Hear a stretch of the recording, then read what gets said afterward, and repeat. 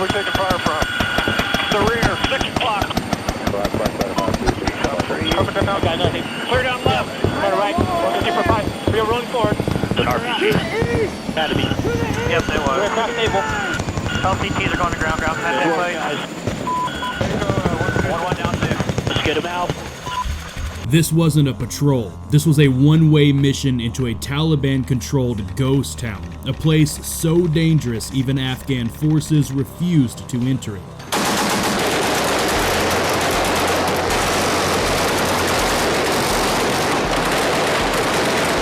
You're about to witness what happened when 900 Marines and Afghan commandos launched one of the most violent assaults of the entire war on terror. Operation Cobra's Anger, a strike into a town buried in IEDs, rigged to explode, and defended by an enemy that refused to give any ground.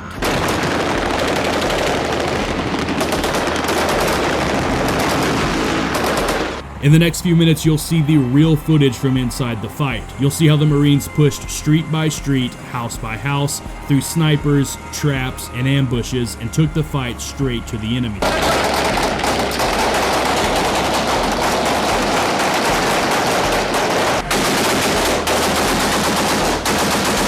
This isn't fake AI-generated footage like lots of other channels are using. This is the real stuff. And for the men on the ground, this day changed everything.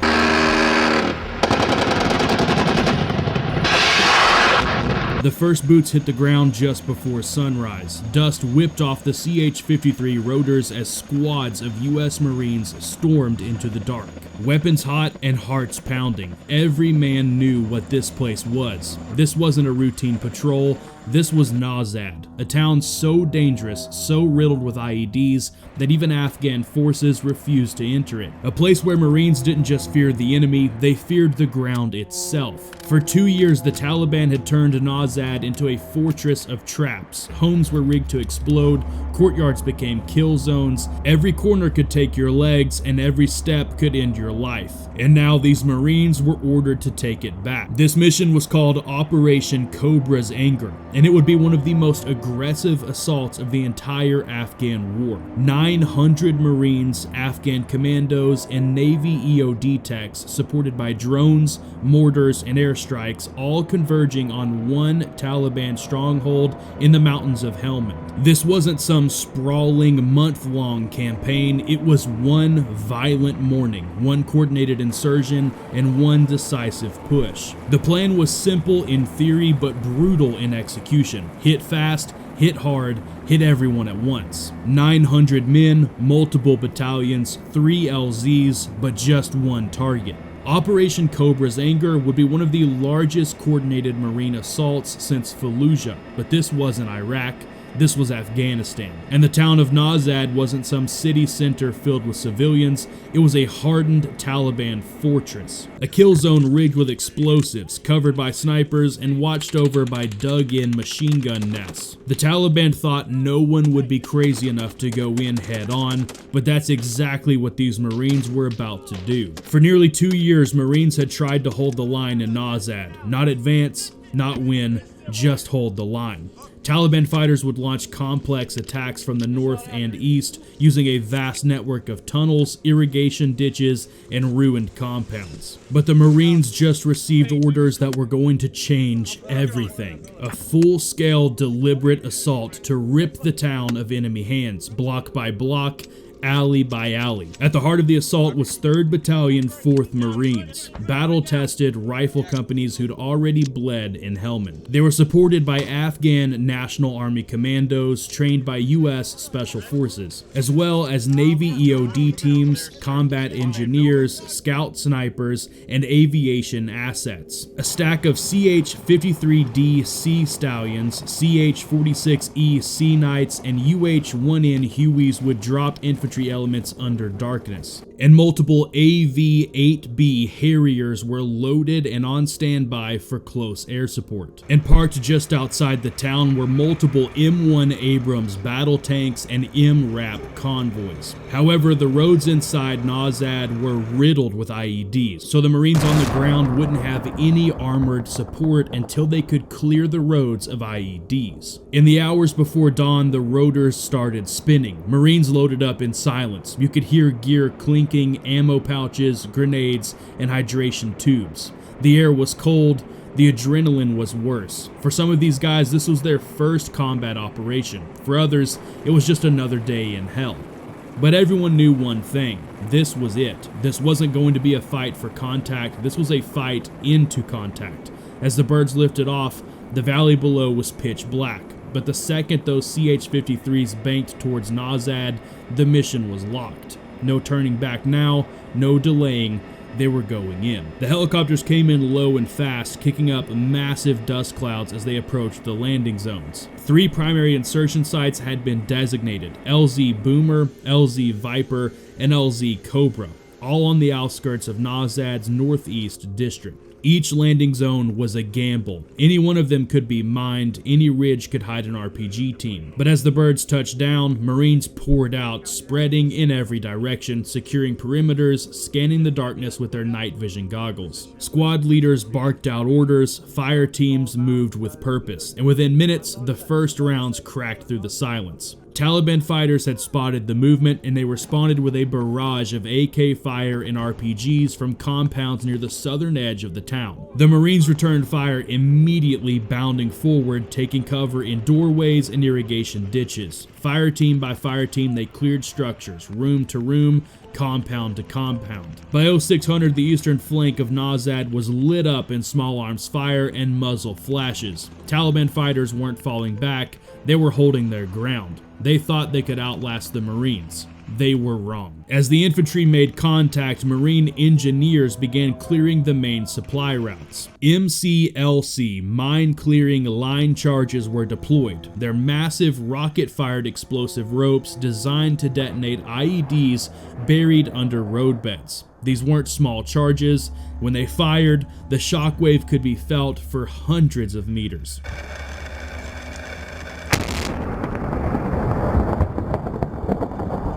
Once the path was clear, M1 Abrams tanks rolled in, their turbine engines roaring, ready to crush walls and level fortified positions.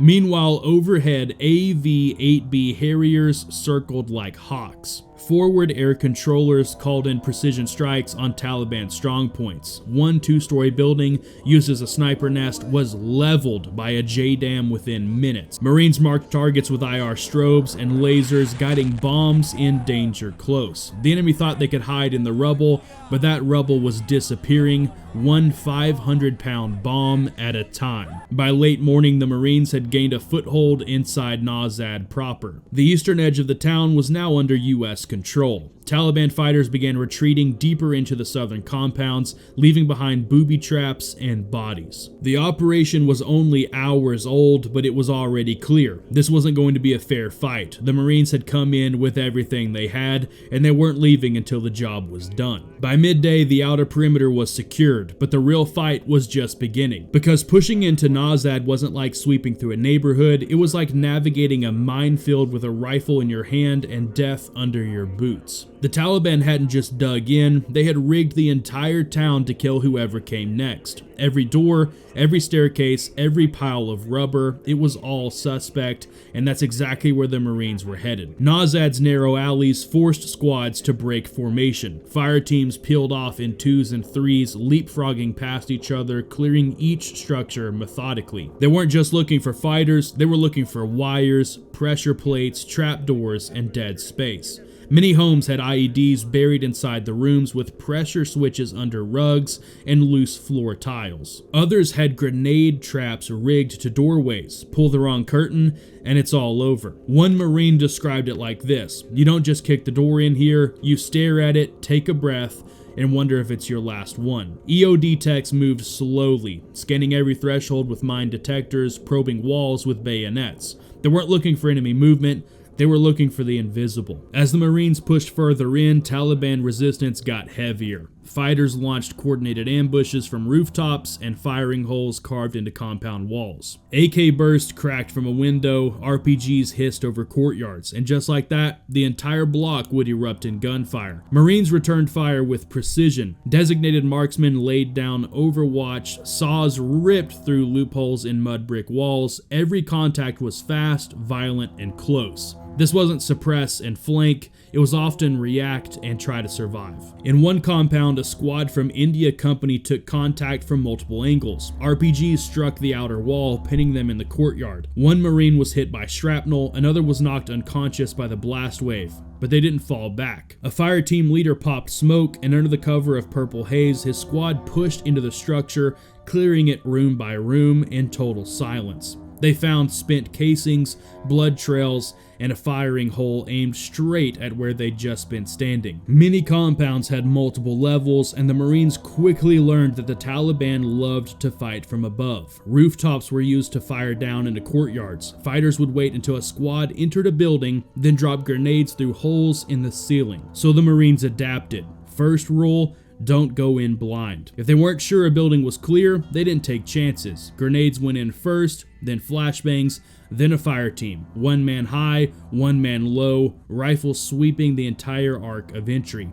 If the building couldn't be cleared safely, they leveled it. Combat engineers placed demo charges on load-bearing walls, backing off as controlled demolitions flattened enemy strongpoints. The Taliban weren't just losing fighters, they were losing ground. And fast. Marines marked cleared compounds with spray paint, a system of symbols and colors to let follow-on units know what had been searched and what was still hot, and where they'd taken fire. In some blocks, Taliban fighters had buried entire belts of IEDs, a daisy chain of death waiting for someone to make a wrong step. EOD techs neutralized what they could, but in many cases the safest path forward was through the walls, not the doors. So Marines breached through compounds. They used shotguns, sledgehammers, explosives, anything to avoid predictable entry points. One Marine said it best: if the Taliban expects us to come through the front, we'll give them a back wall surprise. As the sun began to fall, so did Taliban resistance. Fighters began to withdraw south and east, fleeing under cover of darkness or trying to blend into surrounding villages. But the Marines weren't done. They established fighting positions in every cleared block, set up observation posts, and marked landing zones for resupply birds. The town wasn't just being cleared,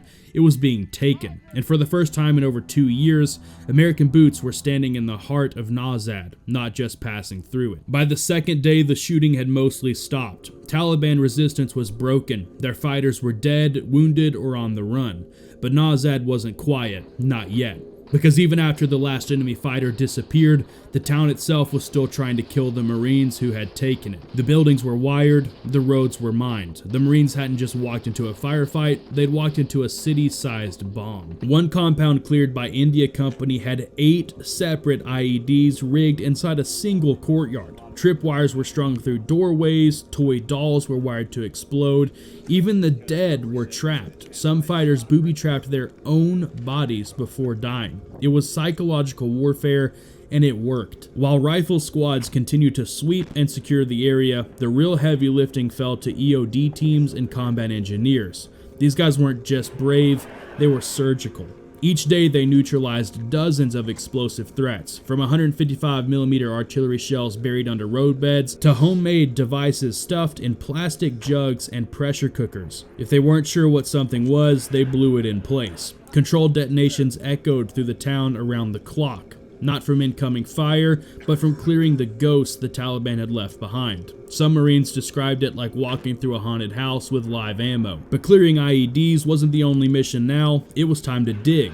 Weapons caches hidden beneath floors, behind walls, buried under livestock pens. Marines uncovered piles of AKs, belt-fed PKMs, RPGs, mortars, radios, spare parts, bomb-making materials, even sniper rifles stashed inside fake wall compartments. One cache included blueprints for future attacks, evidence that the Taliban had planned to use NASB as a launch point for strikes across Helmand province. That plan was now finished.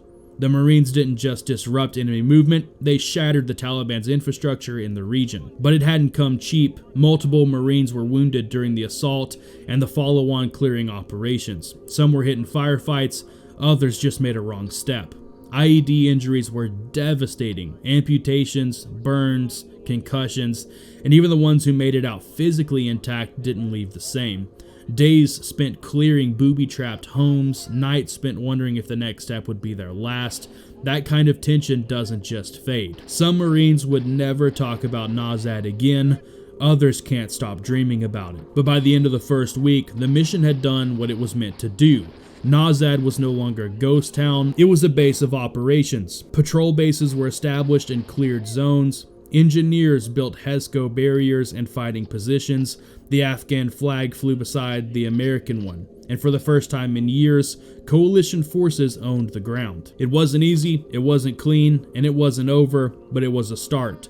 Operation Cobra's Anger had shown the Taliban that the Marines weren't just in Helmand to survive, they were there to win. And when the Marines came, they came with fire, steel, and fury. The battle was over. The gunfire had stopped, the IEDs were cleared, the compounds secured, and the flags raised. But the mission didn't end when the last shot was fired, because the true legacy of Operation Cobra's Anger wasn't just in what the Marines destroyed, it was in what they reclaimed. Cobra's Anger marked a turning point in the war for Helmand province. For 2 years, NASB had been a no-go zone, a symbol of Taliban dominance in the north. But after the operation, it became a Marine-held stronghold, a launch point for future operations across the region. Patrol bases were built, Afghan forces began joint patrols, civil affairs teams re-entered the area for the first time in years. The Taliban had been pushed back, not just physically, but psychologically. They no longer held every piece of ground by default, they had to fight for it, and more often than not, they lost. Cobra's Anger didn't just disrupt the enemy, it sent a message to every fighter watching from a ridgeline, to every commander listening on a radio, to every insurgent planting a bomb in the dirt. The Marines weren't there to contain the fight, they were there to finish it. The operation proved the US wasn't afraid to go into the hornet's nest, and when they did, they didn't come lightly. They came with air power, armor, infantry, and precision. They came prepared for a fight, and they left with a town. For the Marines who took part in Cobra's Anger, NASB became a name they'd never forget. The mission tested them in every way, physically, mentally, emotionally. They fought through booby-trapped buildings, ambushes, and the constant fear of a step being their last. They carried wounded friends, cleared mines with their bare hands, and stared down rifle barrels in narrow alleys. And when it was over, they did something most of the world never saw. They stayed. They stood guard over a town that was no longer lost. They held the ground they'd bled for, because that's what Marines do. In a forgotten town, in a forgotten valley, the Marines reminded the world who they were, and what they were willing to do for each other, for the mission, and for the United States Marine Corps. This video is dedicated to the warriors of 3rd Battalion, 4th Marines, and to every Marine who fought and bled in Helmand Province.